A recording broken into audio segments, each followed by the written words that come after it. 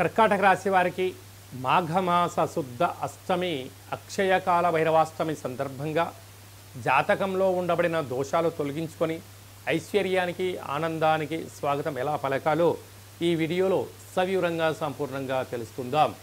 కర్కాటక రాశిలో ఏ నక్షత్రాలు వస్తాయనగా పునర్వసు నక్షత్రంలోని చివరి పాదం 4వ పాదము, పుష్యమి నక్షత్రం 4 పాదాలు, ఆశ్లేష నక్షత్రంలోని 4 పాదాలు కలిపితే కర్కాటక రాశి. చాలామందికి పుట్టినటువంటి కాల సమయంలో డేటా బర్తులు లేనటువంటి కారణం వలన పేరు యొక్క మొదటి అక్షరాన్ని అనుసరిస్తూ ఆ రాశిని తెలుసుకునే ప్రయత్నం చేద్దాం. హీ, హూ, హే, హో, డా, డి, డు, డే, డో అక్షరాల వారందరూ కూడా కర్కాటక రాశి జాతకులు. కర్కాటక రాశి యొక్క అధిపతి చంద్ర భగవానుడు. వీరికి తృతీయంలో కేతు, సప్తమంలో బుధాదిత్య రాజయోగం. రవి ప్లస్ బుధుడు సంచారం చేయడం వల్ల, ఏడాది తర్వాత సంచారం చేయడం వల్ల వివాహం కాని వారికి వివాహ ప్రయత్నంలో సఫలీకృతం అవ్వడం, ప్రేమికుల మధ్య సయోధ్య ఉండడం, వివాహమైన దంపతులు అన్యూన్యంగా ఉండడం, వారికి ప్రభుత్వ ఉద్యోగం ప్రయత్నం చేసే వారికి ఎగ్జామ్స్లో మంచి ఉత్తీర్ణత శాతం రావడం, అలాగే గవర్నమెంట్స్ లెటర్స్ రావడం, ప్రమోషన్స్ రావడం జరుగుతుంటాయి.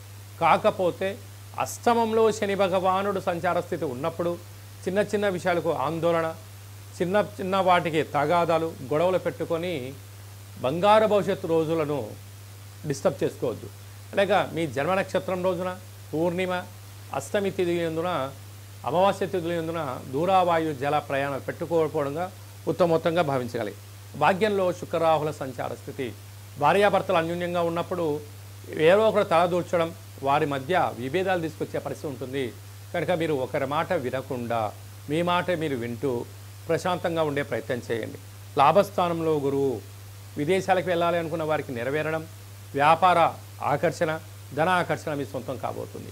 వ్యయంలో కుజుడు సంచారం చేయడం వలన ప్రమాదాలు పొంచి ఉన్నాయి. అనవసర ఖర్చులు, హాస్పిటల్స్, ఇబ్బందులు, డబ్బులు పోగొట్టుకునే పరిస్థితి ఉంటుంది ఓటీపీల ద్వారా. తస్మాత్ జాగ్రత్త. కొన్ని వేల వీడియోలలో ఈ వీడియో మీరు చూస్తున్నారు అన్నట్లయితే కాళభైరవ స్వామి ఆశీస్సులు మీ పైన ఉన్నాయి అని చెప్పి మీరు గమనించగలగాలి. కనుక ఈ వీడియో విని కాళభైరవ స్వామిని స్మరించడం, ధ్యానించడం వలన ఆయన ఇంటికి స్వాగతం పలకడం వలన మన వృత్తులలో, ఉద్యోగాల్లో, వ్యాపారాల్లో ఉండబడిన ఆటంకాలను కూడా తొలగించుకొని ఐశ్వర్యాన్ని స్వాగతం పలకబోతున్నారని చెప్పి గమనించాలి. అలాగా హోటల్ వ్యాపారస్తులు, నీటి వ్యాపారాలతో కూడుకున్న స్వీట్ హౌస్లు, హోటలు, చిరు వ్యాపారులు, మార్కెటింగ్ రంగంలో ఉండబడిన వారు, సాఫ్ట్వేర్ హార్డ్వేర్ రంగంలో ఉండబడిన వారి దగ్గర అనేక రకాలుగా ఇబ్బందికి గురి కాకుండా ఉండగలిగాలి అన్నట్లయితే కాళభైరవ స్వామి స్మరణ, ధ్యానము, దీపము, ముడుపు యోగదాయకం అని చెప్పి గమనించాలి.